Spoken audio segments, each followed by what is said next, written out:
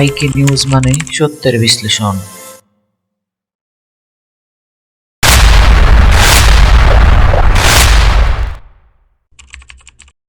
আজকের নিউ কন্টেন্টে আপনাকে স্বাগতম।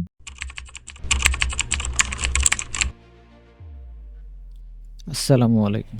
আজকের এই ভিডিও কন্টেন্টে আমি আলোচনা করতে যাচ্ছি বাংলাদেশের সুনামধন্য ওষুধ কোম্পানি ইবনে সিনা ফার্মা সম্পর্কে।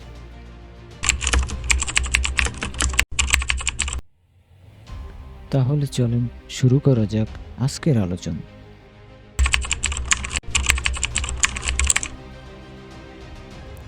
প্রথমে আমরা জানব ইবনে সিনা ফার্মা এর ইতিহাসের প্রতিষ্ঠা ও শুরু সম্পর্কে।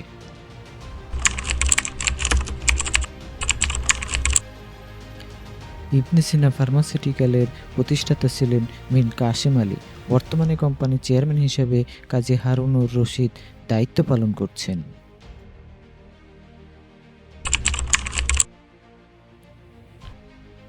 এখন আমরা ইবনে সিনা ফার্মার পূর্বের ইতিহাস সম্পর্কে জানব।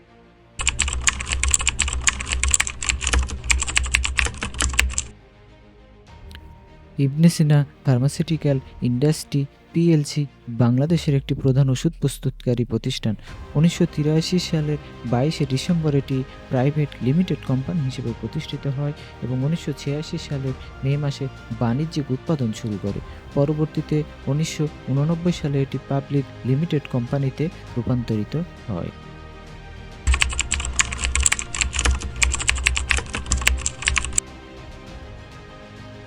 ইবনে সিনা ফার্মার মোট ওষুধ সংখ্যা কত?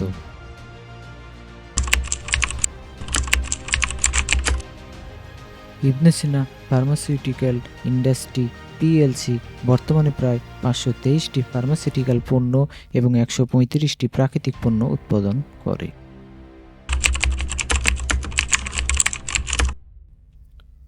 এখন আমরা ইবনে সিনা ফার্মার বাণিজ্যিক কার্যক্রম সম্পর্কে জানব।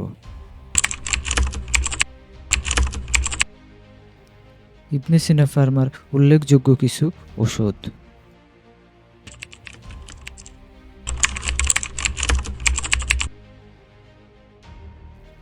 এই পণ্যগুলোর মধ্যে রয়েছে tablet, capsule, syrup, injection, cream, মলম, gel, eye drop, sachet, lyophilised injection এবং ড্রাই পাউডার ইনহেলার।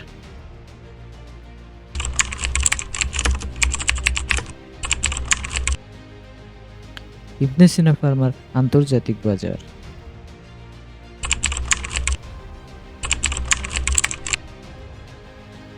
ইবনে সিনা ফার্মা আন্তর্জাতিক বাজারে কোন কোন দেশে ওষুধ রপ্তানি করে?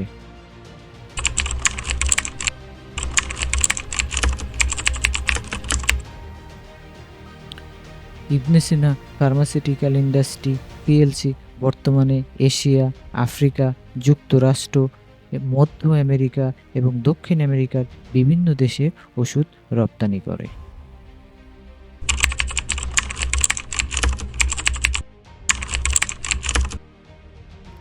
মান নিয়ন্ত্রণ, আন্তর্জাতিক মানসম্পন্ন উৎপাদন ব্যবস্থা ও গবেষণা উন্নয়নে বিশেষ জোর দেয়।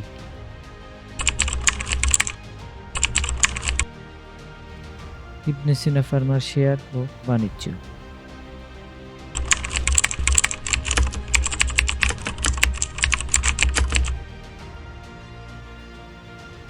ইবনে সিনা ফার্মাসিউটিক্যাল ইন্ডাস্ট্রি পিএলসি বাংলাদেশের ঢাকা স্টক এক্সচেঞ্জ তালিকাভুক্ত একটি কোম্পানি।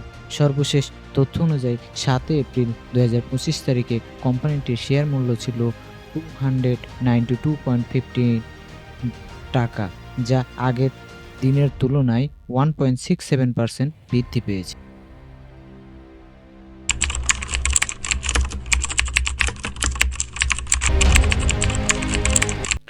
আজকের এই পয়েন্ট ভিত্তিক আলোচনা থেকে কোন আলোচনা আপনার কাছে সবচেয়ে গুরুত্বপূর্ণ বলে মনে হয় অবশ্যই তা কমেন্টে জানান, কেননা আপনার মূল্যবান মতামতই হবে আমার নেক্সট ভিডিও তৈরির অনুপ্রেরণা।